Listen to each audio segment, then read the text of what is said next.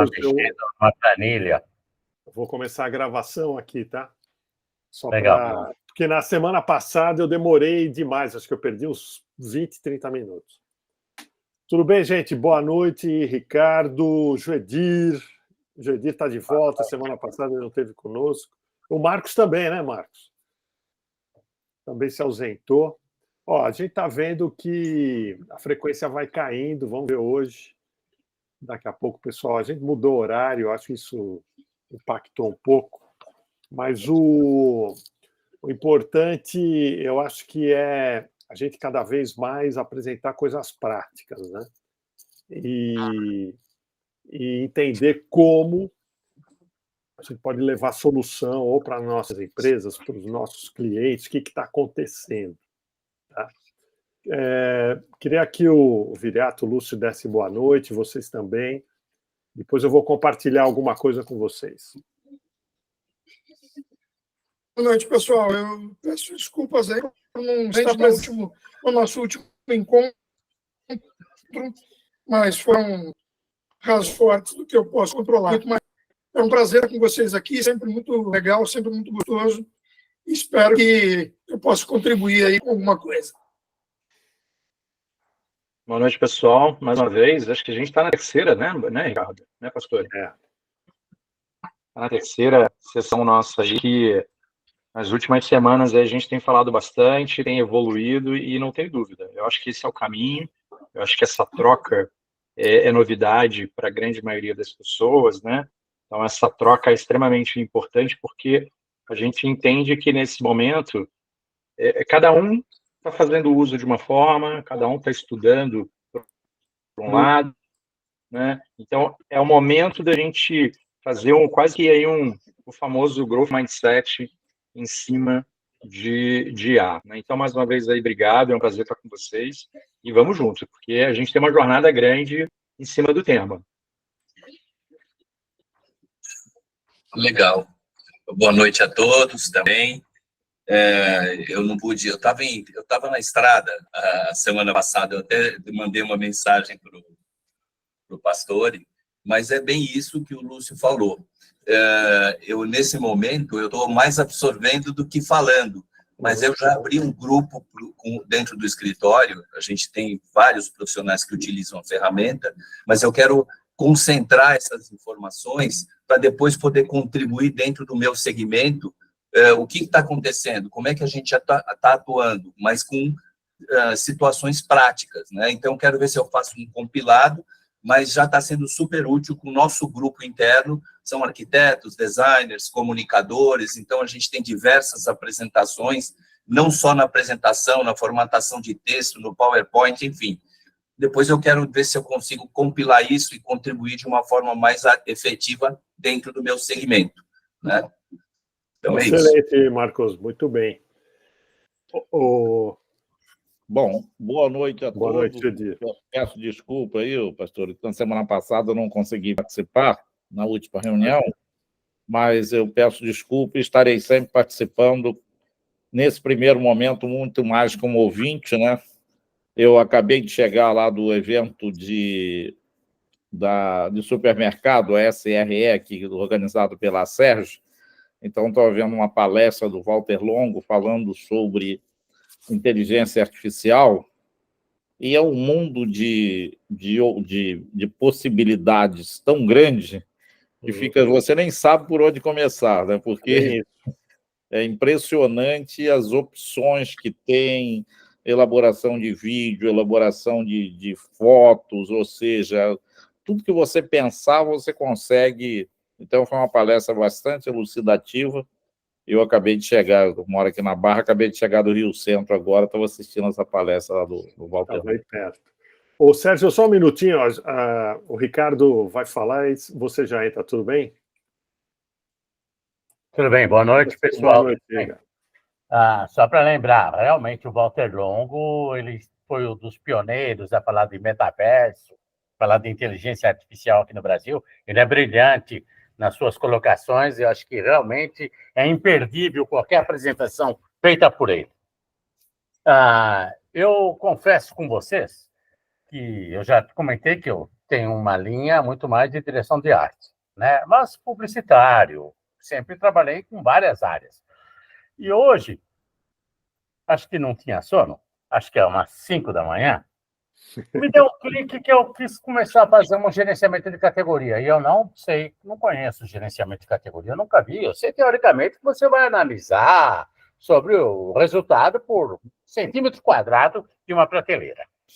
Mas aí eu pus no chat GPT-4, eu descrevi uma questão para ele me resolver, para ele montar uma equação para mim no Excel.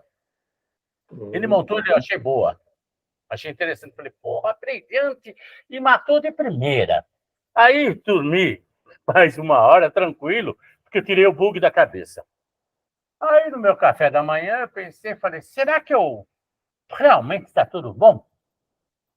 Aí eu fui consultar, eu achei que eu deveria ter mais alguns elementos. Aí eu complementei com perguntas, com questões e tudo mais. Eu fiz mais 15 Excel, né? Ele acabou montando.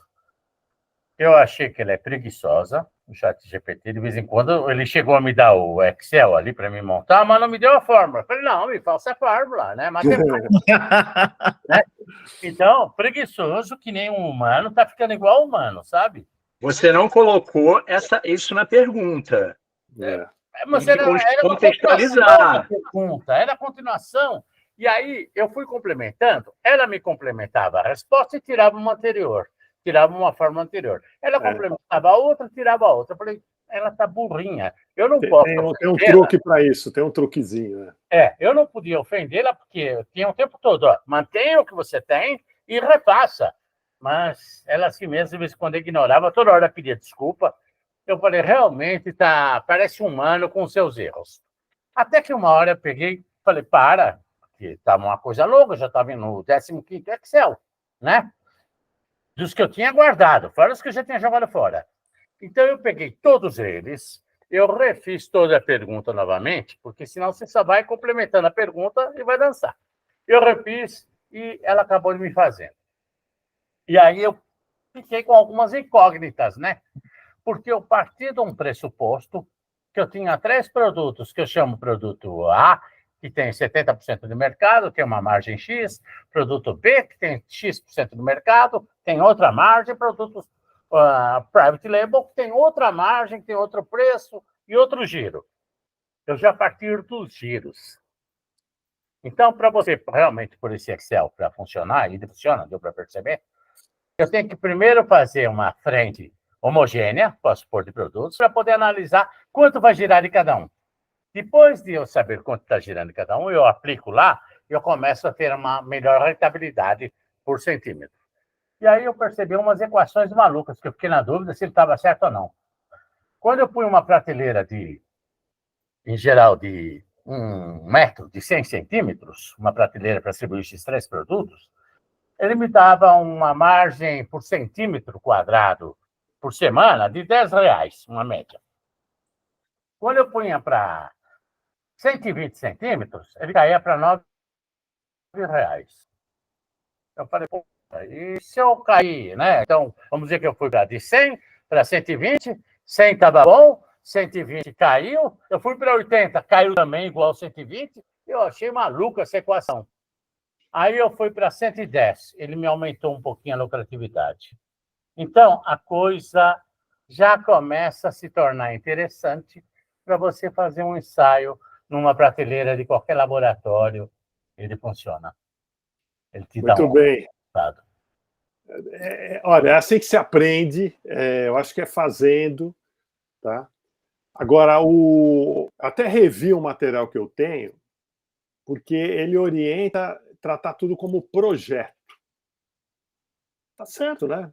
Então, quer dizer, quando você faz um projeto, você tem uma estrutura. E seguindo aquela estrutura, você tem um começo, meio e fim. Deixa eu dar a palavra aqui para o Sérgio. Ô, Sérgio, tudo bem? Você que está no Canadá. Estou em Toronto até depois da manhã. Aí no sábado eu vou para o Brasil. A próxima a gente já vai conversar comigo no Brasil. Aí eu fico 5 semanas no Brasil, aí volto para casa. Enfim. Sorte, porque hoje é o último dia com temperatura acima de 30. Você já vai chegar nos 20. Já vai Tá estar bom. certo. Aí é bom. Aqui no Rio tá bom, Sérgio. Aqui no Rio está na casa dos 60, sensação de 62, 63, por aí assim. Por isso que o Lúcio se mandou para São Paulo, hein, Lúcio? É interessante que... volta já. Já volta tá. já no Rio. É interessante que ontem, aliás, no primeiro dia de primavera aqui no Canadá, nevou, e caiu neve para burro aqui. Eu falei, caramba, esqueceram de avisar a primavera, que era para a primavera chegar, né? Mas, enfim. Agora, Sérgio, só assuntos aleatórios. Quantos habitantes tem o Canadá? 37 milhões. E o PIB do Canadá? É quase o mesmo do Brasil. Pronto. Então, vocês viram a diferença? Cara? 37 milhões tem de habitantes. O Brasil tem 200, quase 200 a mais. É isso aí. O mesmo PIB.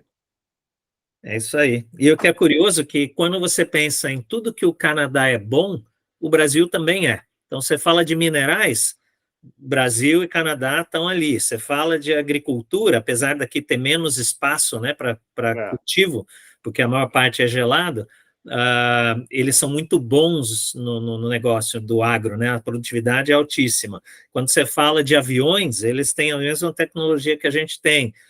Quando você fala de petróleo, eles também são muito bons. Quer dizer, qualquer coisa que você vai comparar Brasil e Canadá, eles são muito parecidos.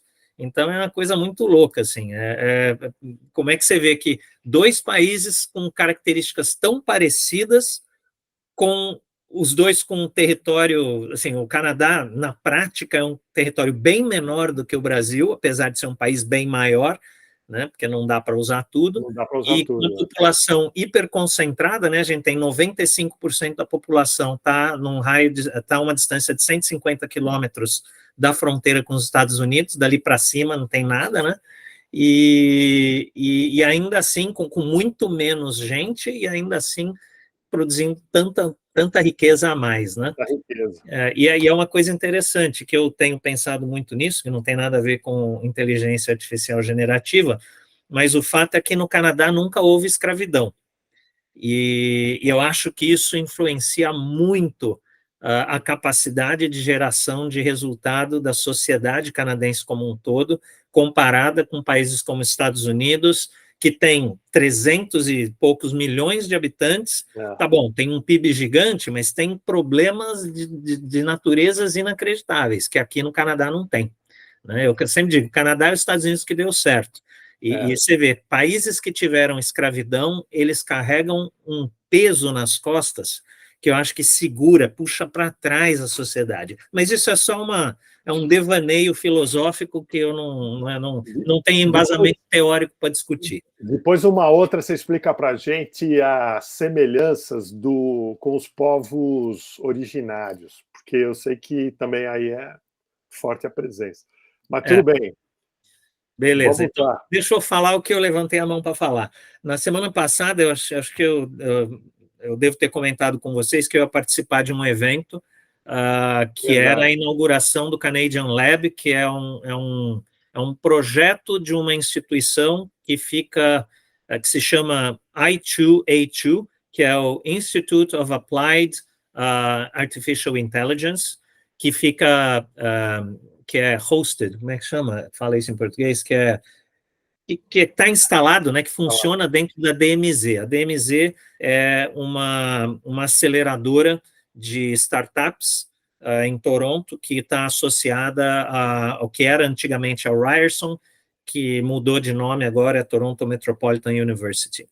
E a ideia dessa organização é exatamente conectar o Canadá ao resto do mundo, porque o Canadá é uma powerhouse de inteligência artificial. E, curiosamente, e para minha surpresa, né, eu não pensava assim, a gente está sempre sendo levado a acreditar que os Estados Unidos é quem comanda a inteligência artificial do mundo, quem desenvolve tudo que tem de maravilhoso. E, na verdade, cheguei lá e eu fui descobrir que não é nada disso, né, que o conceito originalmente apareceu lá atrás, mais ou menos na Inglaterra e nos Estados Unidos, mais ou menos ao mesmo tempo, mas no Canadá que se desenvolveram as tecnologias por trás, por exemplo, redes neurais, né? A grande o grande desenvolvimento de redes neurais, que é a base do princípio de ação, né, de trabalho da inteligência artificial, foi desenvolvido no Canadá. E muitos dos desenvolvimentos das aplicações foram concebidas no Canadá, e aí os Estados Unidos, que tem um poder de funding assim, insuperável, né, que tem dinheiro a dar com pau, esses caras botam dinheiro nas ideias e fazem virar produto. Então, os produtos aparecem nos Estados Unidos, mas a gênese mesmo aconteceu no Canadá. E isso eu não sabia, né? Eu estava enganado pelo que a gente vê, né, nas redes sociais, que a gente acha que os Estados Unidos são os caras, né? E falando desse contexto, né, a ideia desse grupo é exatamente conectar o Canadá ao resto do mundo para ver tudo que tem de desenvolvimento de aplicação de inteligência artificial, e aí eu não estou falando de generativa especificamente, é inteligência artificial de forma geral, e aí eles estão começando a tentar fazer isso através de conexão de startups brasileiras que usam inteligência artificial e conectar elas com como é que chama? O ecossistema de inovação do Canadá, né? E nesse evento teve 5 empresas brasileiras, 100% brasileiras, startups, usando inteligência artificial, fazendo na verdade foram algumas dezenas participaram de um concurso de pitch e 5 foram selecionadas para ali apresentar o seu pitch, aí uma banca julgou qual o melhor, elegeram uma, e foi muito legal, porque a que ganhou foi exatamente a que eu achei que era melhor, e é uma empresa que se chama No Leak Defense, que é uma aplicação de inteligência através de imagens, né? Então, é uma empresa de segurança, onde eles pegam a imagem e detectam qualquer padrão anormal dentro da imagem, e aí geram alertas. Então, ao invés de você ter, sei lá, 800 pessoas olhando em 400 telas o tempo todo para ver se tem alguma coisa, você bota lá 20 pessoas só olhando os alertas e tomando decisão, o que faz, se toma uma ação ou não, e eles estavam mostrando, assim, o nível de eficácia é boçal, e como ela tem machine learning, ela aprende com os alarmes, então ela dá um alarme e o humano toma a decisão, fala, não, isso é um gato, meu, se liga, aí ela já não dá alarme no próximo gato, isso aqui, né, ela vai aprendendo e vai cada vez mais refinando a qualidade da proteção que ela entrega. Isso tem aplicação prática em comércio, em residência, em todo nível, porque é uma solução relativamente barata de implementação. Então, eu achei fantástico, eu achei que valia a pena compartilhar isso com vocês, e aí, na verdade, eu até levantei a mão rapidinho, porque eu queria falar, antes da gente entrar na agenda do dia, que eu queria fazer uma pergunta. Quando eu estava lá, eu conheci um rapaz chamado Evandro Barros. O Evandro, ele é um estrategista de inteligência artificial, ele iniciou uma empresa de inteligência artificial em 2007, se não me engano, quando ninguém nem falava do assunto, e ele não sabia nada de inteligência artificial, ele falou, cara, vamos aprender esse negócio aí, e ele veio para o Canadá, ele é brasileiro, né, obviamente, Evandro Barros, ele veio para o Canadá, ele é o CEO de uma empresa chamada DataH, ou DataAge, que é uma empresa de criação de soluções em inteligência artificial, e eu estava conversando com ele, comentei desse grupo, e ele manifestou certo interesse. Eu falei, cara, a gente faz um monte de discussões lá, só que a gente não, assim, a maioria de nós não está na aplicação da tecnologia, a gente aplica as soluções da tecnologia, a gente pega o GPT e brinca com ele, e acha meios de usar isso de alguma forma, e aí eu perguntei se ele teria interesse em participar de um grupo como esse, para poder trazer à luz algumas questões que às vezes podem aparecer. Só que eu falei para ele, eu não posso te convidar, porque eu preciso falar com o grupo, para ver se o grupo aceita alguém, né, digamos assim, externo, né? E aí a minha pergunta é essa, faz sentido a gente convidar um cara desse, que é um especialista, só que além dele conhecer a técnica, ele é um estrategista de inteligência artificial, não especificamente generativa, mas é óbvio que ele conhece um bocado do assunto também. O que vocês acham? Pessoal, Eu sou suspeito, eu vou dizer, já devia ter convidado. Eu também. Eu também acho. Tá, ok. Então tá bom, então tá aprovado. Porque eu não sou administrador do grupo, né? Então não posso sair convidando as pessoas sem perguntar para os componentes. Então, se vocês estão de acordo, eu vou estender o convite a ele. E óbvio, ele é um cara, ele é CEO de um monte de coisa, né? Então, provavelmente, eu não sei se ele vai conseguir participar sempre, mas se ele puder participar uma vez ou outra, já é um ganho para a gente. Então, era isso. Eu queria só, então, agradecer vocês aí. Eu vou convidar o Evandro, e aí a gente vê aí se ele consegue ajudar a gente a entender melhor. Maravilha. Eu queria continuar a rodada aqui. Eu queria apresentar para vocês o Luiz Felipe. Ele acho que já participou, Luiz, da semana passada, mas acho que não teve oportunidade de se apresentar, né? O Luiz eu conheço há alguns anos, não vou entregar aqui a idade da gente, mas ele é um executivo também de empresas varejistas, tem uma experiência muito grande e passou por grandes empresas. Pode conversar com o Viriato aí, que vocês vão trocar boas figurinhas aí. Boa. Tudo bem, legal. Luiz? Boa noite, pessoal. Luiz Martinelli, meu nome, né? Obrigado aí pela oportunidade. Na verdade, a primeira reunião que eu estou participando e essa tecnologia latente aí que a gente está tentando também absorver, porque como conversei com o pastor, eu sou executivo do varejo, a gente conhece as regras do negócio e como aplicar tudo isso, né, dentro de regras de negócio do varejo em várias áreas, em várias oportunidades. Então, eu estou aqui para aprender e contribuir com vocês. Fico muito grato aí pela recepção. O que eu acho interessante é ter essa característica nossa. Você vê, tem os consultores, tem o Joedir, professor, meu colega, o Marcos, que tem uma empresa, né, de design, arquitetura, e os executivos, quer dizer, o Marcos atende clientes. Nós, né, eu, Joedir, a gente atende clientes, mas também está em sala de aula. Agora, os executivos, eles estão vivendo o dia a dia do negócio. Isso. Então, o Ricardo também sempre foi de agência, publicitário, atendeu clientes, mas o executivo está no dia a dia. Então, a gente pode fazer perfeitamente aqui qualquer teste, qualquer laboratório. Né? Eu sei que eles não vão revelar dados sigilosos, mas uma planilha desatualizada serve, um projeto, enfim, qualquer problema que vocês vivem. O Viriato falou de perdas varejistas, são enormes.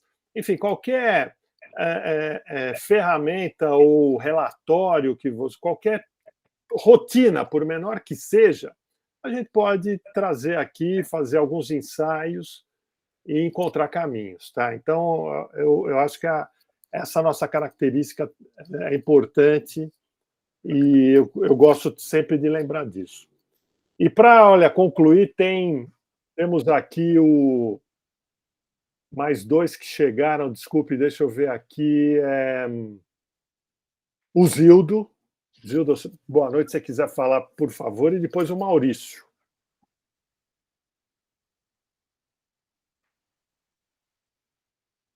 Se tiver alguém falando... Está no mudo, Zildo. Estou tentando ligar o microfone. Vocês me ouvem? Tudo bem? Agora sim. Boa noite, pessoal. A semana passada eu não tive condições de participar, porque eu estava em Manaus, e lá tem diferença de horário, o dia foi muito puxado, então vocês podem anotar a minha primeira falta aí na minha... Você tem crédito. Muito obrigado, muito obrigado. A quem não me conhece, são poucos, eu sou consultor de shopping center, estou nesse ramo há quase 40 anos, e a minha visão do negócio e da inteligência artificial generativa ou não, é muito mais no que diz, respeito à administração total do shopping e de seus segmentos. Ou seja, para mim interessa ampliar o conhecimento de cada ramo de atividade dentro do shopping e depois, loja por loja do mesmo ramo e assim por diante, até conseguir uma penetração dentro da loja a produzir explicações de por que diferentes desempenhos. Eu hoje estou participando de uma startup que faz a contagem de pessoas que entram nas lojas. Ou seja, cada pessoa que entra e sai da loja, nós fazemos a contagem para depois fazer uma série de cruzamentos e de informações para gerar conhecimento de tudo. Mas o principal de tudo isso é poder usar a inteligência artificial como uma ferramenta para extrair mais dados desse volume, mais conhecimento de todos esses dados que nós estamos acumulando. Então, o meu negócio é há 35, vou arredondar para baixo, 35 anos é de shopping center. À disposição de vocês. Boa noite. Muito obrigado, Gildo. Maurício, quer dar um alô também? Você chegou agora há pouco? Maurício tá. Estou brigando com o microfone. Vocês me escutam? Aí. Sim, agora sim. Foi. Pô, não, só dar boa noite para todo mundo aí. Sigo apanhando aqui com as aplicações de vida real aqui, tentando colocar esses monstrinhos para funcionar na prática.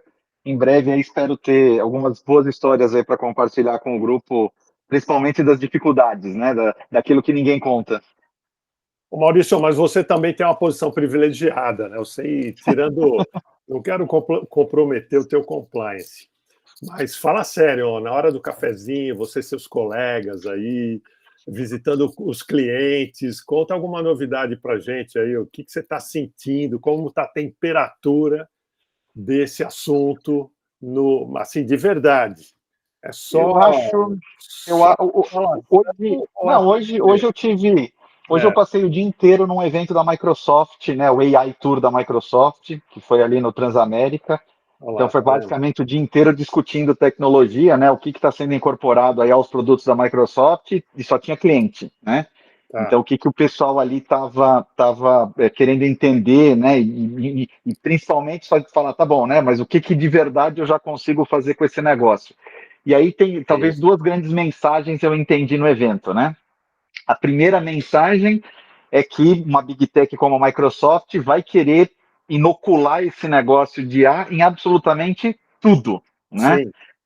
Para tentar realmente dar esse superpoder para o usuário pessoal, para o usuário corporativo, e para tentar realmente criar, aumentar a capacidade das pessoas, principalmente em criar aplicativos ou em programar de alguma maneira, né? Então as ferramentas naturalmente viram low code ou no code quando você tem um copilot da vida ali acoplado a um determinado suíte qualquer da Microsoft. Então isso foi uma mensagem, digamos assim, a mensagem vinda da Big Tech para as pessoas, né?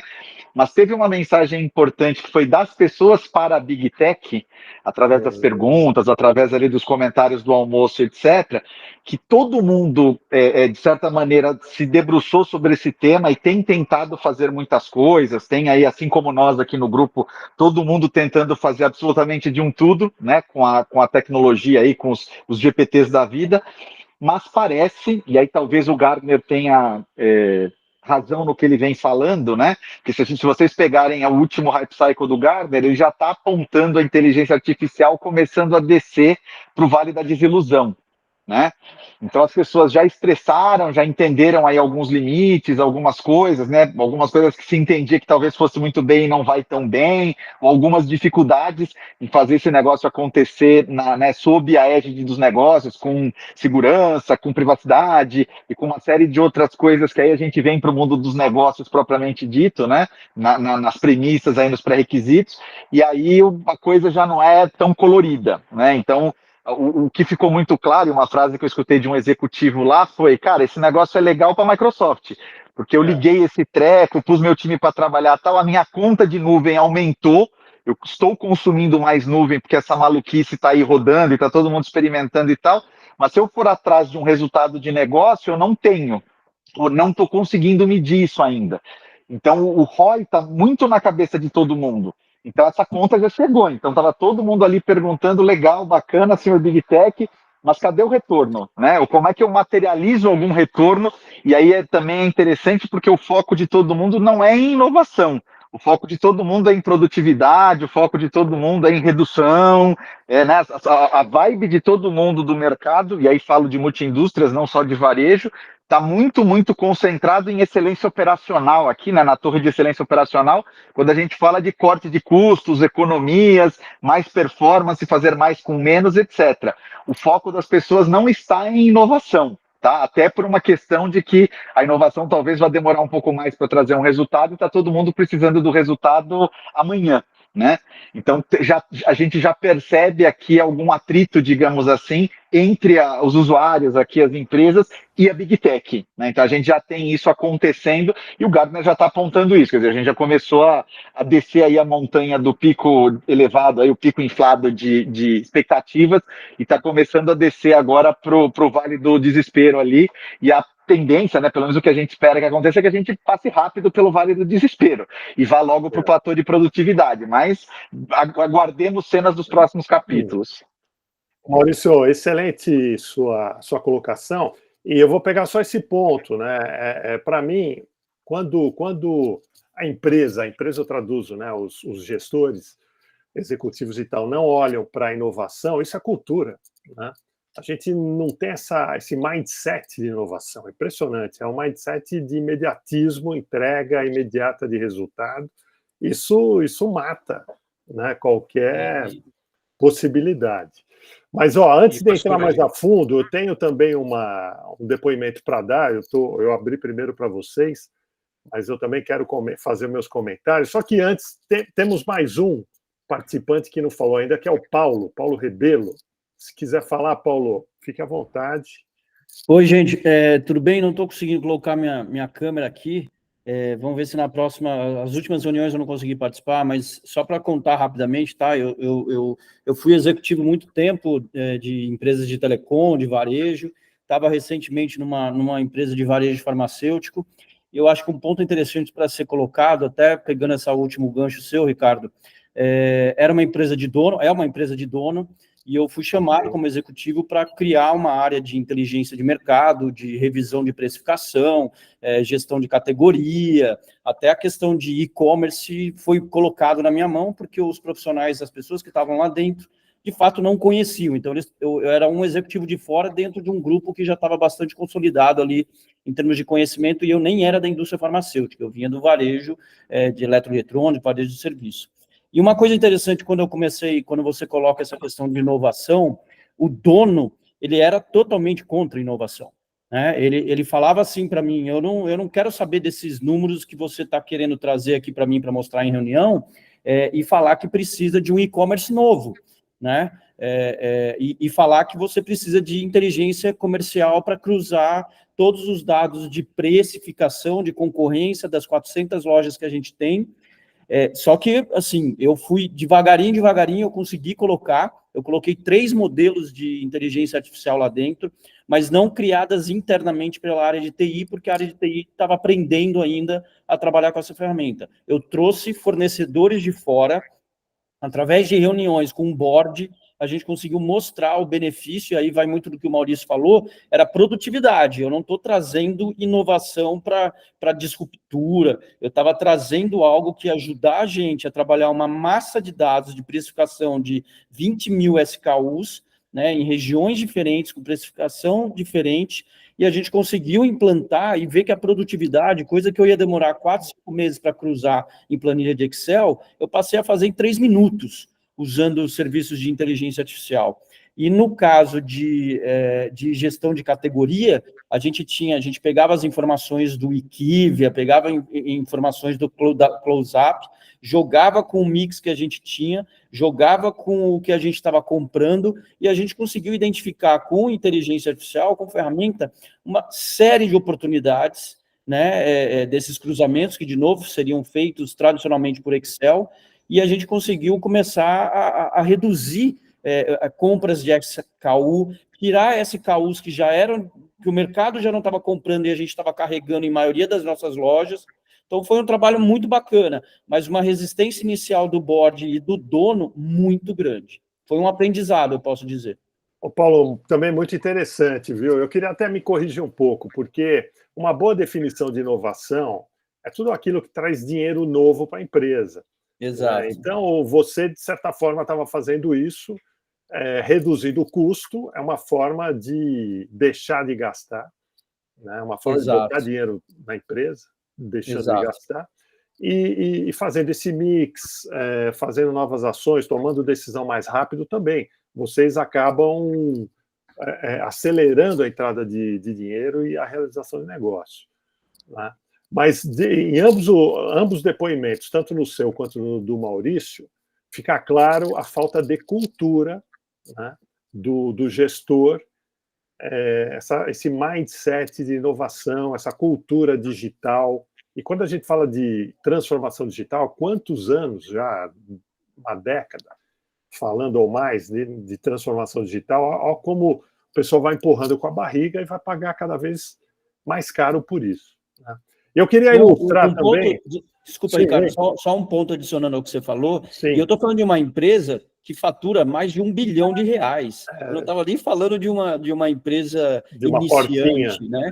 E aí você começa a se questionar como que chegou até aqui e como essa pessoa vai se sustentar se ela não rapidamente se adequar às ferramentas que estão chegando no mercado, né? Porque a concorrência está se movendo. Então, eu penso no seguinte, o Viriato mais cedo falou sobre empresas de capital aberto. Então, se fosse uma empresa de capital aberto, eu perguntaria, se você fosse gestor, você botaria o dinheiro do seu fundo nessa empresa? Né? Quer dizer, o gestor da Faria Lima aplicaria nessa empresa, pensando em tudo isso? Como as nossas empresas, né, nem todas ou muito poucas, acabam abrindo capital, elas se acomodam, né? A família, os donos ali, estando bem, eles talvez não pensem tanto no futuro. Exato. Mas eu queria ilustrar, agora indo para uma startup que recém começou suas atividades, baseada em inteligência artificial generativa. Hoje eu conversei com um dos fundadores, que é um cara de negócio, o sócio dele é o cara de tecnologia, né? Ele falou, surpreendentemente, eles abriram mais clientes até do que podiam, num espaço muito curto, né? E o produto que eles desenvolveram, aí está também um pouco da nossa discussão de hoje, muito focado, ele só tem uma solução, que é o chatbot. O chatbot que está no e-commerce de vinho, o mesmo chatbot está numa empresa de seguros e numa outra, está entrando numa revenda de automóveis, né? Então, o depoimento dele é o seguinte: primeiro, é muito mais complexo do que eles imaginavam, né?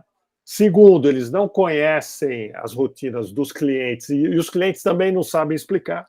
Eles querem o chatbot e depois se vira aí, né, para fazer a coisa funcionar. E se vira é tanto do lado de quem fornece quanto do lado de quem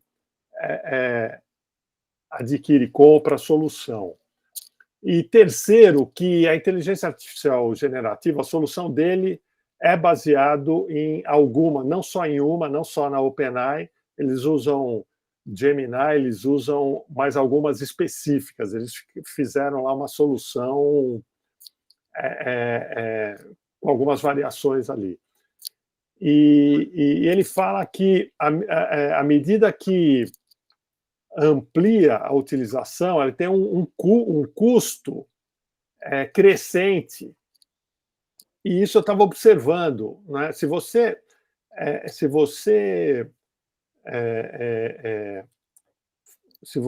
faz um contrato com a OpenAI, na ChatGPT-4, uma licença custa $20. Agora, se você estende para a sua equipe, a segunda já vai custar 25. Acho que até 3 pessoas. Então, no momento, está havendo algo assim que o pessoal não estava prevendo com relação ao custo. O custo vai aumentando, né? Então, as pessoas estão tomando alguns sustos, achando que vão fazer um monte de coisa com a inteligência artificial generativa. Não, ela é muito focada, ela pode resolver algumas soluções específicas, né? Eles receberam uma consulta do tipo assim, uma grande telecom.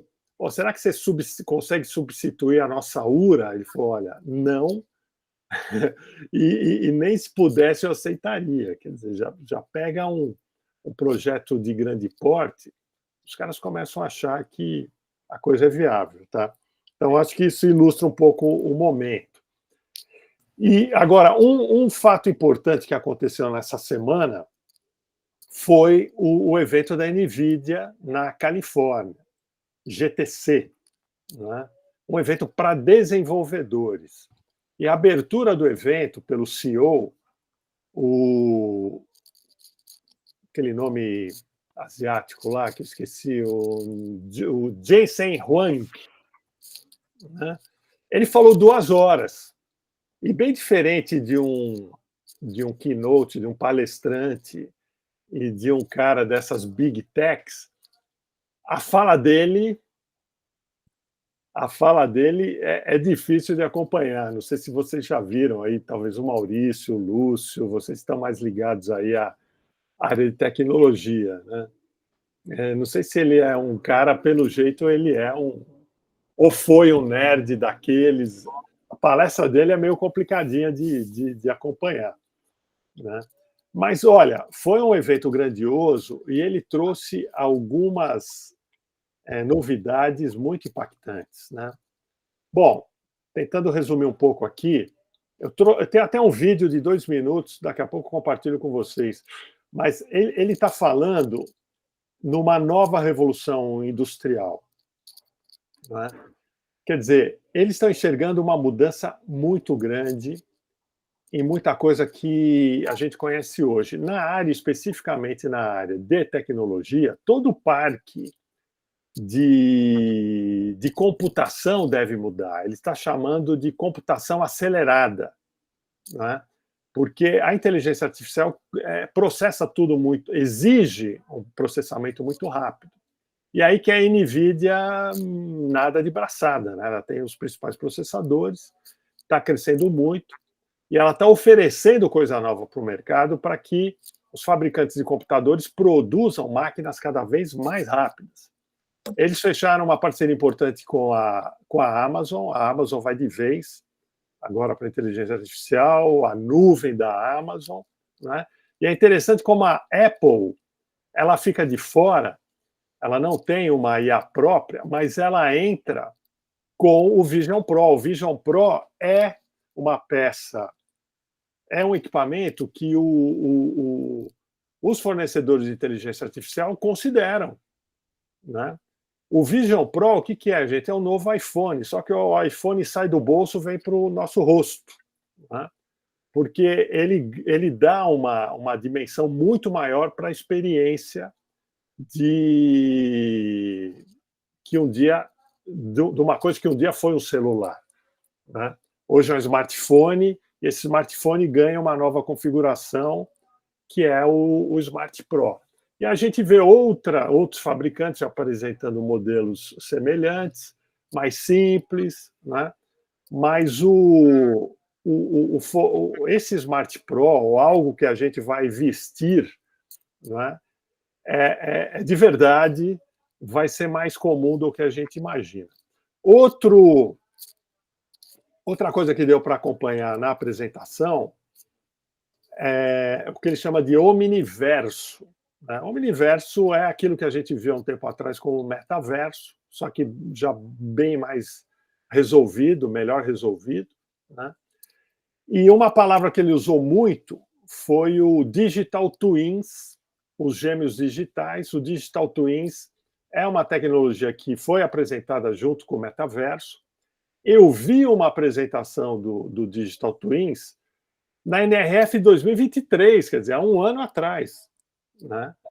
Porém, não no espaço de palestras lá na Torre de Cristal. Foi lá no chão da feira.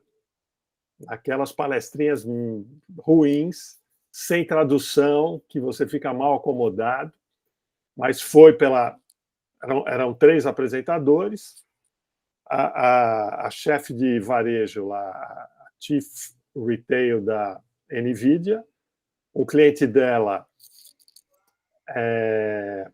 da Dell, se eu não me engano, e o varejista Kroger. E eles mostraram como um projeto de loja foi desenvolvido usando gêmeos digitais. O que são os gêmeos digitais? Toda loja, o Marcos convive com isso, o Marcos Morrone está aí, ele convive com isso. Toda loja tem o seu projeto em CAD. Esse CAD é um 2D, é uma tecnologia já de uns 20, 30 anos. Você migra o CAD para esse ambiente, né? E ele se torna virtual. Só que ele não é um projeto, ele não é uma animação, ele é uma simulação. A loja vai para lá, né, nesse ambiente metaverso, que eles chamam de omniverso agora, e a tecnologia do Gêmeos Digital permite que você analise, desenvolva a loja, analise cenários, você migra, inclusive, o cadastro de clientes do CRM. Esse cadastro, esses clientes, quando sobem para esse ambiente, eles são transformados em avatares. Como que cada persona se comporta, né? Quantos checkouts você vai pôr, quanto tempo vai durar o atendimento no checkout, qual a largura dos corredores, o mix está correto ou não está. Então, todas essas decisões que a gente toma. Quando eu inaugurava a loja, eu tinha, 23 lojas. Vou abrir a 24ª. Essa 24ª é fruto de uma média geral daquilo que a gente sabe fazer, aprendeu a fazer nas 23 anteriores, né? Essa tecnologia permite que você questione tudo isso, faça predições, e quando inaugurar a loja, você vai ter um grau, né, menor de erros. Enfim. Agora, ele coloca a coisa de uma maneira assim, já muito natural, como se todo mundo já começasse a usar amanhã, né? Pela disponibilidade que já existe, pelos recursos que já estão aí. Então, assistir uma palestra dessa dá uma certa ansiedade por... A gente vê ali, de fato, não foi nenhuma ficção, quando ele apresenta os processadores estão prontos, acabou de construir uma fábrica de computadores, e, enfim, os dados reais estão aí, as coisas estão acontecendo, né? E isso vão trazer resultados. Eu não sei se alguém teve condição de ver um trecho, ou eu compartilhei o link no grupo, tá? Mas quem quiser não precisa ver 2 horas daquela palestrona, acelera um pouco, mas vale a pena. Mesmo alguns trechos sendo muito técnicos, falando muito de processamento, a gente que não entende, olha aquilo, fala assim, puxa, as coisas estão mudando. Ricardo, eu posso Sim. fazer um comentário? Pois não. Bom, eu entendo por que ele falou com tanta naturalidade, porque esse conceito de digital twin, ele já existe na prática, em uso diário, há mais de 25 anos, porque eu fui vice-presidente da Embraer. Eu participei diretamente do projeto do desenvolvimento dos E-Jets, que é a última linha de aviões comerciais da Embraer, né? Última no sentido de que foi a mais recentemente desenvolvida. E no ano de 2000, a Embraer comprou da Dassault Systems um sistema que é um CAD, basicamente, só que é um CAD onde você desenvolve o avião todo em 3D, ou seja, não é mais 2D, não tem nenhum desenho em papel, nenhum desenho em 2D, é tudo em 3D, ele já é desenvolvido para quê? Para fazer uma conexão, para fazer a conexão CAD-CAM, né? Ou seja, você tira o dado do computador e vai direto para a máquina que vai produzir a peça em 3D. E naquela ocasião, a gente usou aquilo, primeiro porque tem um ganho de eficiência boçal, mas acima de tudo porque a Embraer já tinha uma filosofia que era praticamente impossível de fazer na prática sem essa tecnologia, que eram 2, na verdade, que era o Design for Manufacturing e o Design for Maintenance, ou seja, a gente tinha que desenvolver um avião que não só fosse excelente como máquina, mas construir ele fosse fácil, do ponto de vista de realmente produzir as peças e também de fazer a montagem do avião de forma prática, rápida, e também isso é o Design for Manufacturing. E depois tem o Design for Maintenance, que é o quê? Uma vez que eu entrego o avião para o cliente tem que ser capaz de fazer a manutenção do avião da forma mais fácil e rápida possível. O avião está parado no gate do aeroporto, não dá para demorar 9 horas para arrumar o negócio, você tem que arrumar em 15 minutos, então você tem que dar acesso rápido às coisas. Então, a gente criou um centro de realidade virtual no ano de 2000, onde a gente vestia, né, a roupinha lá esquisita, e a gente, de fato, entrava dentro do desenho do avião, né, em 3D, e colocava a mão para ver se a gente conseguia acessar, botava a ferramenta, né, uma chave de fenda, seja lá o que for, para ver se dava para tirar aquela peça rápido, e se não dava, a gente refazia o projeto em 3D, e assim, de forma que alguns problemas que quando você fazia desenho em 2D, na hora que você ia montar, não encaixava as porcarias, né? Com esse negócio de 3D, acabou, quer dizer, o nível de produtividade é boçal. Então, no ano de 2000, a gente já tinha essa tecnologia que na verdade, era um metaverso, que a gente não chamava dessa forma, porque a gente virava avatar dentro de um centro onde tinha lá os sensores todos, a gente tinha que vestir lá os negocinhos, e a gente, de fato, interagir com o projeto digitalmente e saber se cabia a mão do cara que ia retirar aquele filtro, que ia apertar aquele parafuso, que ia trocar aquele sensor, se ele conseguia fazer, e a gente media o tempo para poder fazer o design de forma que a gente pudesse prometer para o cliente, que na época já exigia garantia de turnarounds, né, quando você para o avião para fazer uma tarefa de manutenção. Então, a gente cronometrava para saber se dava para fazer. E isso foi o que fez esse produto da Embraer. Primeiro, né, o ciclo de desenvolvimento na época, né, de Boeing e Airbus era de 7 anos, a gente desenvolveu o avião em 4, é um avião tão complexo, ele só não é do mesmo tamanho, mas ele é tão complexo quanto um avião da Boeing e da Airbus. Na verdade, ele tinha tecnologia mais moderna do que a Boeing e a Airbus na época, e a gente conseguiu colocar no mercado muito mais rápido, e os clientes amaram a solução. Tanto é que hoje esse avião, fora os Boeing e Airbus, é o avião mais vendido do mundo na aviação comercial, né? Tem mais de 2.000 vendidos e entregues, porque é um avião de muito fácil operação. Na hora que dá enrosco, você resolve um enrosco muito fácil, por causa dessa tecnologia. E o princípio era sempre esse. Quando dava um problema no avião, na vida real, né, tem lá um treco que está dando pau, ninguém pegava o avião, vamos abrir, vamos ver o que é. Não, vamos para o 3D, vamos entender lá, vamos fazer o Digital Twin, ou seja, achar uma solução no ambiente digital, e aí a gente produz a solução, né? E a gente usa a metodologia ágil, né? Então faz um treco super rápido, bota lá no avião de verdade, vê, funcionou? Funcionou, então vamos escalar. Faz o plano de produção daquilo, o plano de retrofit, substitui na frota inteira. E assim, né? Por isso que eu te digo, né? Eu acho que ele fala disso com naturalidade, porque essa é uma realidade, né, da aplicação de tecnologia, que não é inteligência artificial, mas é uma forma de você dar um boost violento na inteligência humana. Você dá superpoderes para o cara que está desenvolvendo e o cara está criando solução. Excelente. Joedir, você levantou a mão, desculpe, eu não tinha visto, mas, por favor.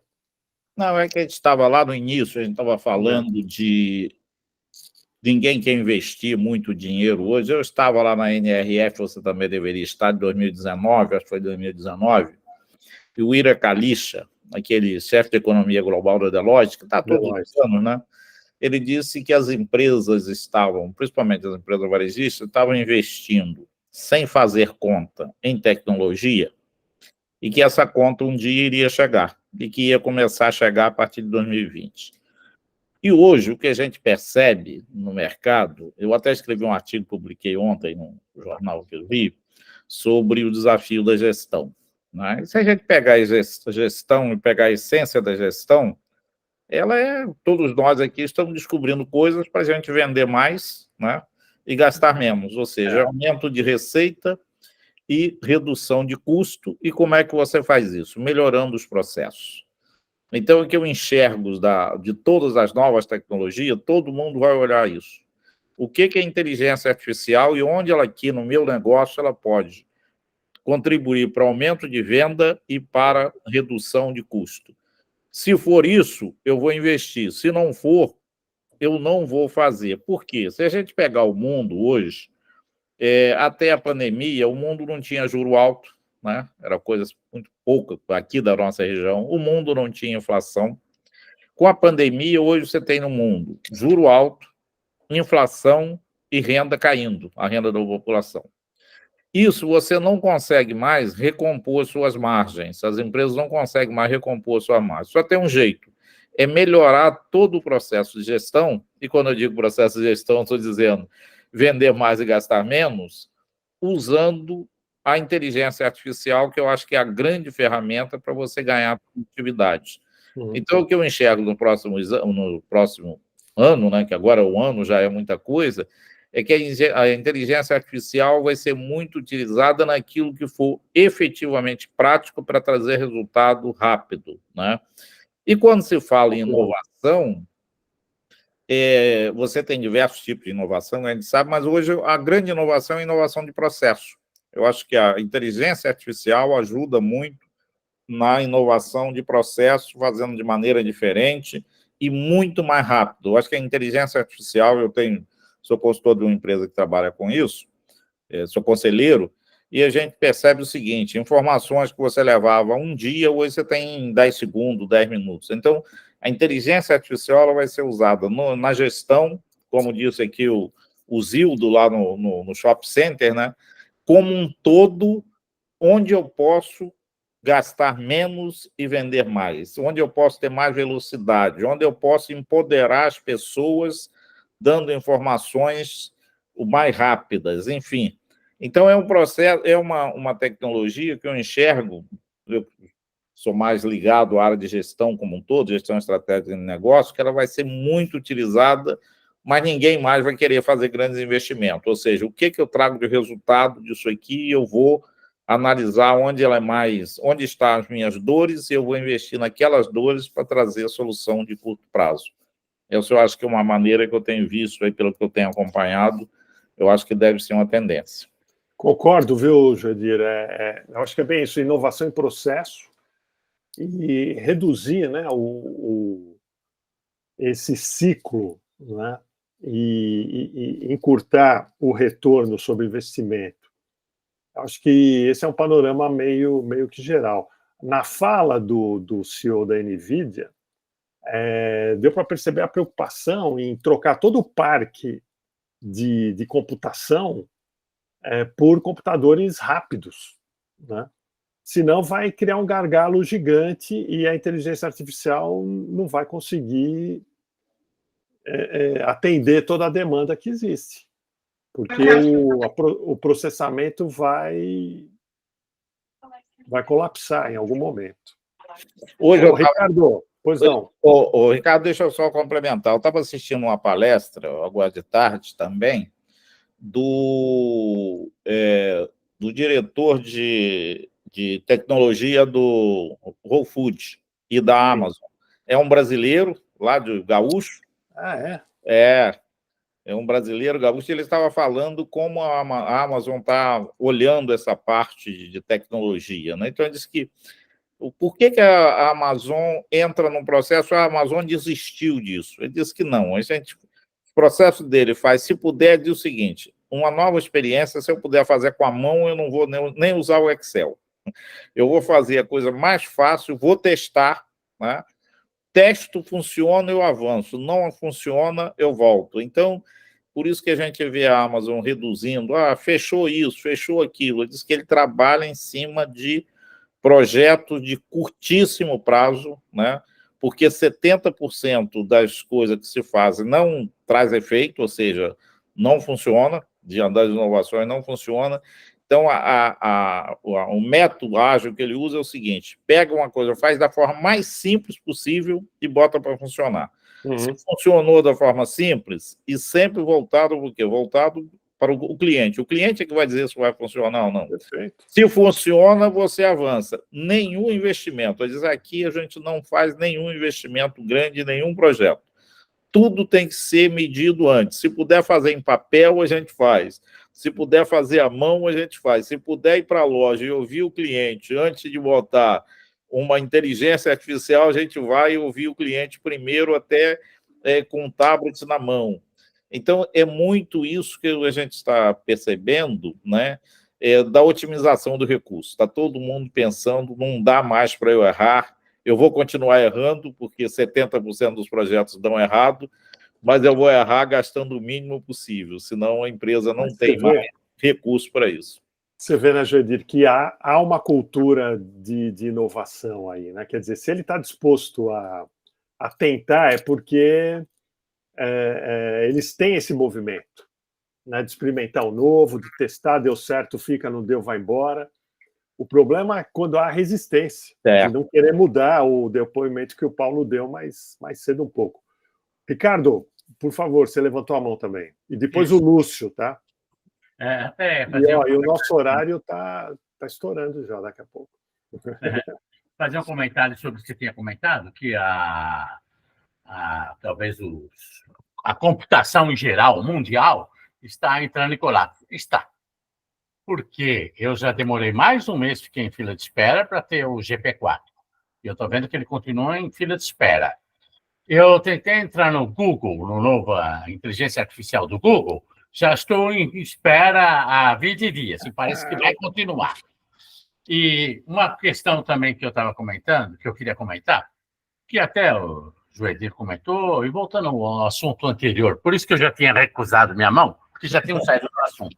Mas como voltamos, eu tive uma experiência com uma empresa comercial que vendia serviços, e ela estava renovando praticamente seu time inteiro, né? Está usando pessoas, seus talentos do time anterior, mas renovando toda essa turma. E eu fiz um treinamento com o GP3.5, que é aquela versão gratuita com o pessoal, porque todos eles, na área comercial, na área de vendas, telemarketing e tudo mais, o estratégico, estavam usando um script antigo. E na hora que eu pus um GP3.5, mostrando um pouquinho de storytelling, mudou a empresa. Em 8 horas de treinamento, revolucionou a empresa. As pessoas saíram emocionadas do curso. As pessoas choravam pelo curso. E não foi nada que foi passado, mas já deu um banho, sabe, de eficiência para todo o time. E uma coisa que o Joedir comentou é que é isso mesmo. As empresas não querem ser investidas muito, porque as contas estão difíceis de serem fechadas. Então, ele tem que trabalhar dessa forma. O GP3.5 foi sucesso por isso. Ele era gratuito, uma ferramenta que está ali gratuita, o pessoal aprendeu a trabalhar nela, perceberam que tinham scripts maravilhosos de acordo com as personas, né, de cada cliente, de cada nicho, cada mercado, cada segmento, e tinham scripts que eles nunca teriam, sabe, feitos, e scripts emocionais, scripts que tocavam o coração do cliente, do prospect, atendendo seus objetivos. Era uma coisa totalmente diferente. Excelente. Então, ótimo exemplo, ótimo exemplo. É isso mesmo. Acho que o ChatGPT e todas elas conseguem isso facilmente. Excelente, muito bem. Lúcio, por favor. Eu queria pegar um gancho aí no que vocês falaram aí, que é chamar a atenção, né? Eu acho que o presidente da NVIDIA falou, acho que a gente precisa trazer uma realidade, né? Sem dúvida nenhuma, ele está surfando uma onda muito grande, né? A empresa dele, as ações subiram também por conta dessa onda, mas veja que, ao mesmo tempo, ele traz para uma discussão a necessidade de você fazer investimentos em recursos computacionais. A necessidade que você tem de determinadas empresas hoje vão precisar investir, isso seja em cloud, seja em recursos que a gente chama on-premises data center local. Esse é um ponto.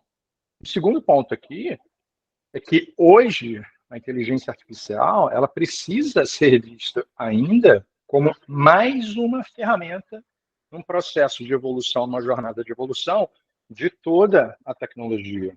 Então, acho que alguém comentou aqui, acho que foi o Sérgio, o que a gente percebe, né? A gente percebe que evolução, cada vez mais a gente tem processamento, mais memória ficando mais barato, e você consegue processar e você consegue trazer grandes resultados em cima de tudo isso. ChatGPT, ou, na verdade, a IA generativa, né? Ou qualquer outra ferramenta de IA, não sendo generativa também, ela traz mais essa capacidade, ou seja, mais uma ferramenta para processar alguma coisa.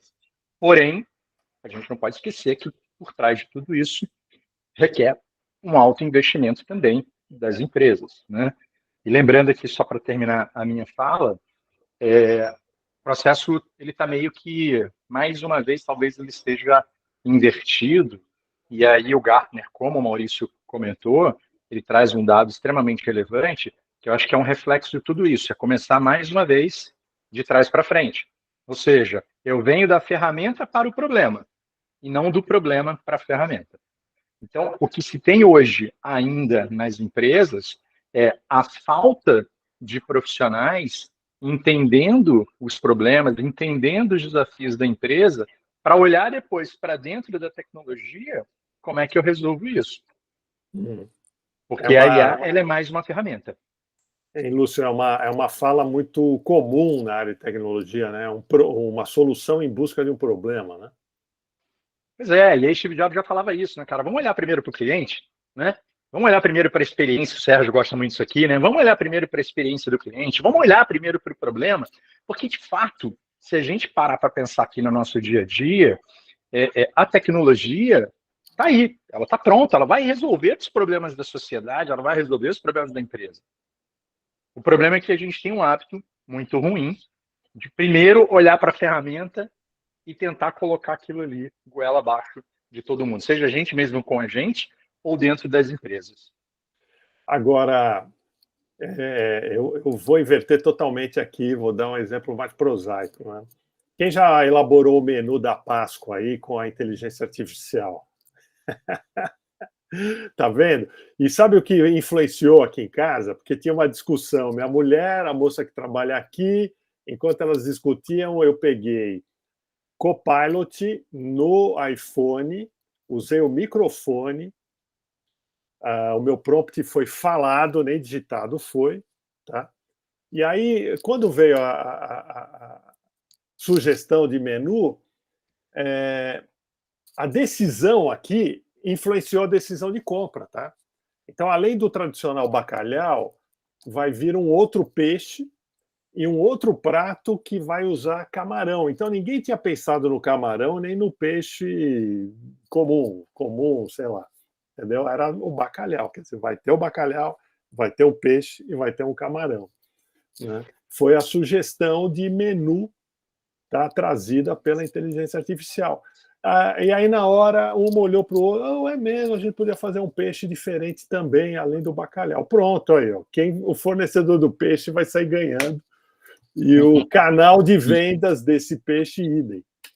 E aqui, os 10 participantes, além de vocês, estamos todos esperando o convite para essa Páscoa na sua casa depois disso.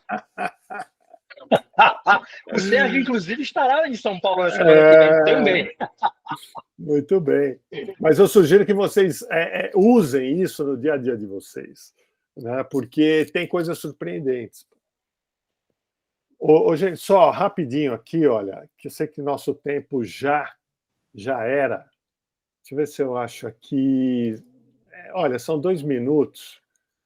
É um vídeo que não é nenhuma grande novidade, principalmente para o Sérgio. Sérgio, agora você deu um banho na gente, porque ele falou que usa Digital Twins há 20 anos. Eu acho que é isso aqui, olha, que foi apresentado, tá? Mas podia ser tranquilamente uma loja, tá? Is operating as a simulation environment that integrates digital workers, AMRs running the NVIDIA Isaac software stack, centralized activity maps of the entire warehouse from 100 simulated. É uma simulação, não é uma animação. And AMR route planning with NVIDIA Co-op. Então, eu, na minha época de diretor de operações, aprovando um projeto desse, seria muito mais legal. O Viriato, que trabalhou comigo, era o cara de logística em Viriato. Here, an incident occurs along this AMR's planned route, blocking its path as it moves to pick up a pallet. NVIDIA Metropolis updates and sends a real-time occupancy map to CUA, where a new optimal route is calculated. The AMR is enabled to see around corners and improve its mission efficiency. With generative AI-powered Metropolis Vision Foundation models, operators can even ask questions using natural language. The visual model understands nuanced activity and can offer immediate insights to improve operations. All of the sensor data is created in simulation and passed to the real-time AI, running as NVIDIA Inference Microservices, or NIMs. And when the AI is ready to be deployed in the physical twin, the real warehouse, we connect Metropolis and Isaac NIMs to real sensors with the ability for continuous improvement of both the digital twin and the AI models. É isso aí. É rapidinho esse vídeo.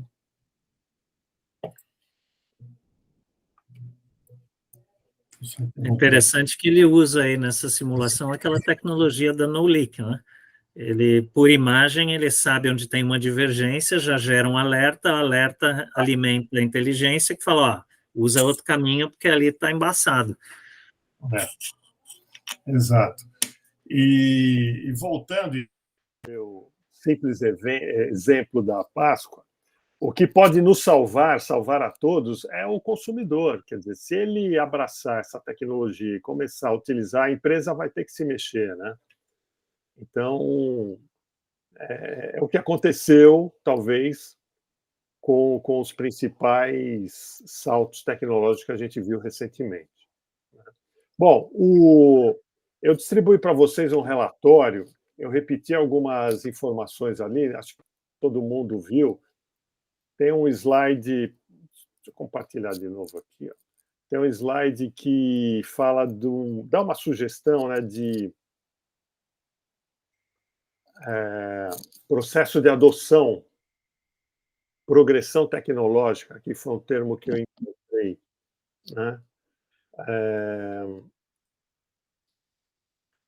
E eu acho que isso ajuda a entender um pouco como que as empresas vão se portar, né? Aqueles que vão atuar como iniciantes, independente do tamanho, como o Paulo trouxe aqui, pode ser grande ou pequeno, mas pode ter uma postura como iniciante, que vão usar versões gratuitas, e muitas vezes levadas pelo próprio funcionário, quer dizer, não é uma decisão corporativa. Aí aqueles que vão adotar a tecnologia de maneira um pouco mais estruturada, aqueles que vão integrá-las, né, com os próprios bancos de dados. Acho que isso já está começando a ficar um pouco claro, né, da importância de integrar as GPTs com o banco de dados interno a partir das APIs. Aliás, o Jansen aí falou das APIs, eles vão fornecer APIs. Eu acho que vai ter uma oferta gigante, mega, que vai facilitar qualquer empresa já pegar a API pronta, instalar e não perder tempo com isso, né? Então, alguns anúncios que foram feitos nessa palestra aí do CEO da NVIDIA mostra a preocupação em acelerar a adoção da tecnologia. E ele fala o tempo todo, viu, sobre a generativa. Ele não ficou fazendo distinção, não. Tá? Pelo que eu entendi, ele quer impulsionar esse modelo. Ok? E depois aqui a gente... eu distribuí, eu compartilhei com vocês algumas sugestões, talvez, né? Como, por exemplo, a GPT deve ser considerada como um ponto de contato. Quer dizer, se o varejista sabe que a jornada de compras, como foi a minha aqui hoje, a minha jornada de compras do almoço de Páscoa, começou com a consulta na Copilot, eu preciso entender o comportamento desse consumidor, né? E ao ele acionar a Copilot, como que o meu conteúdo pode aparecer para ele? Deve aparecer para ele, né? Então, eu vou correr, produzir conteúdo, sugestões de receitas, etc, etc e tal, e quero que a Copilot e as outras utilizem o meu conteúdo na sugestão, no output, né, aquele prompt que foi dado, né? Então, as empresas vão ter muito esse papel, né, de entender como o conteúdo que elas produzem vão ajudar o consumidor final a encontrar as respostas que eles procuram, né? Jornada do consumidor na época das GPTs.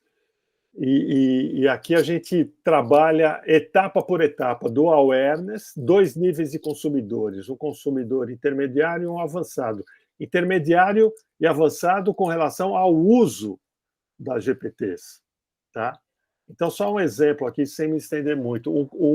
Desde a conscientização do princípio da jornada, né? Descobre as GPTs através de alguma forma, busca informações básicas, utiliza para pesquisa simples, foi o que eu fiz, né?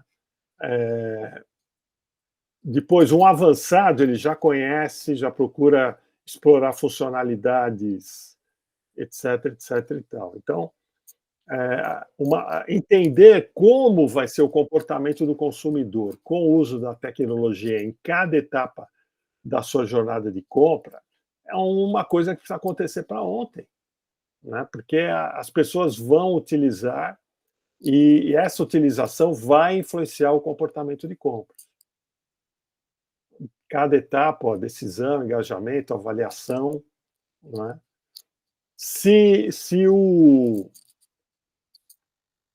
A pergunta seguinte, né, que eu fiz na Copilot fosse, ok, onde que eu vou encontrar esse peixe que você sugeriu aí? Talvez ela indicasse as lojas aqui perto de casa.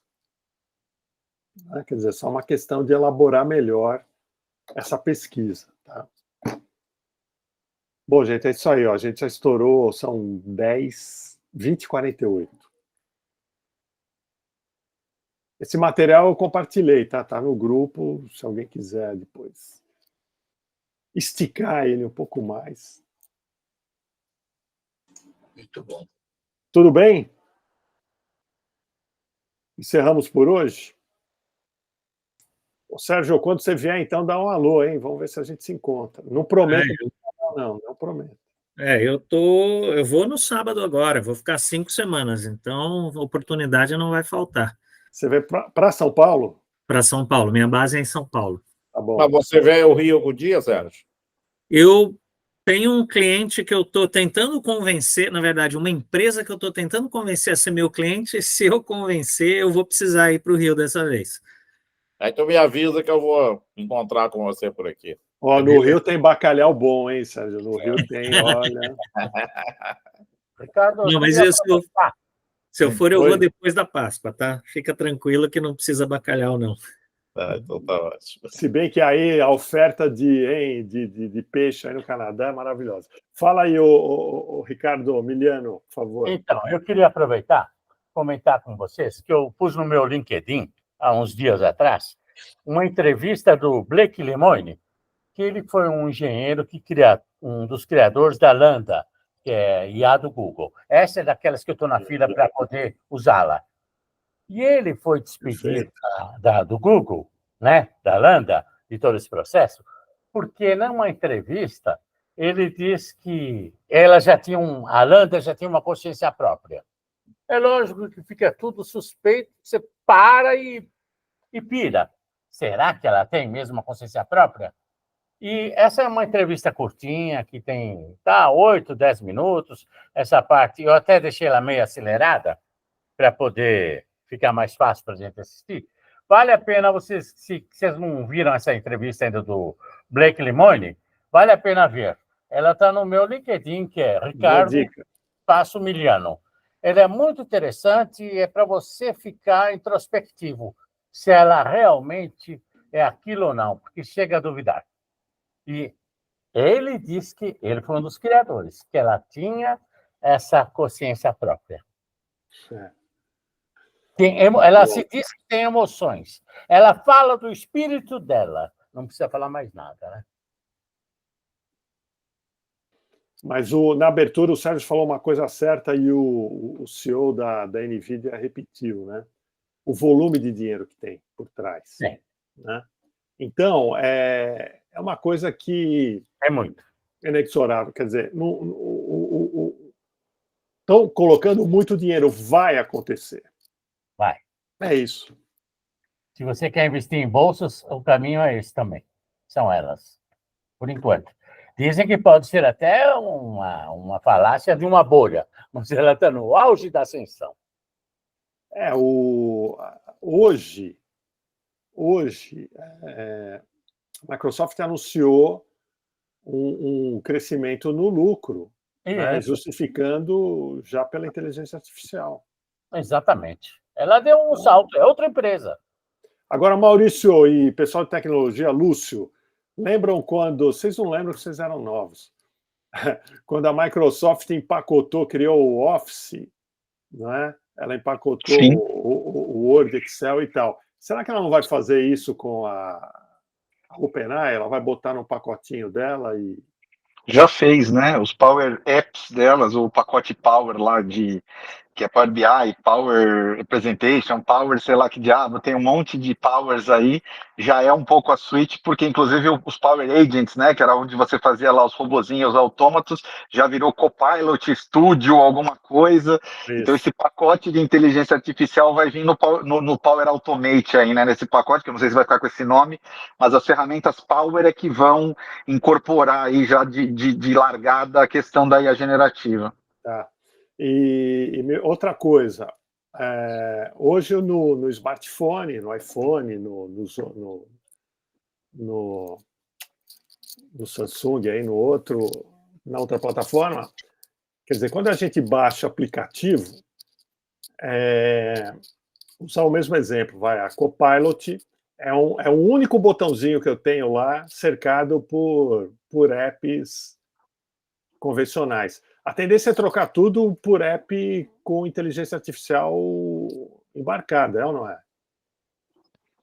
Quer dizer, eu vou ter uma tela de celular aqui com um monte de botão que dá acesso a... É que não sei se você precisa do botão, porque na realidade o super app do futuro é um chat, né? Vai ser alguma coisa que conversa com você, se é por voz, se é por pensamento, se é por uma tela. Na realidade o super app agora é um chat, né? É algo que se relaciona com você e que você não precisa necessariamente explicar em nada. Tem razão, é o Vision Pro, que é isso. O Vision Pro é isso. E hoje eu estava ontem numa apresentação da Microsoft, falando exatamente sobre o Copilot, né? E é muito o que o Maurício acabou de falar, ou seja, ela já incorporou em grande parte dos produtos dela, então determinado tipo de licença mais avançado, o Copilot ele já vem embarcado nessas soluções, só que aí você também tem o outro lado, isso aqui vai para o usuário, né? Ou seja, uma solução de Copilot para o usuário, mas você tem ali também uma solução dentro de uma nuvem Azure para a empresa como um todo. Aí a gente vai trabalhar dados, aí tem um monte de coisa para falar por trás disso. Mas já está, como o Maurício falou, já tem bastante coisa sendo liberada. Agora, o Copilot usa GPT-4, certo? Na realidade, usa o GPT-5, né?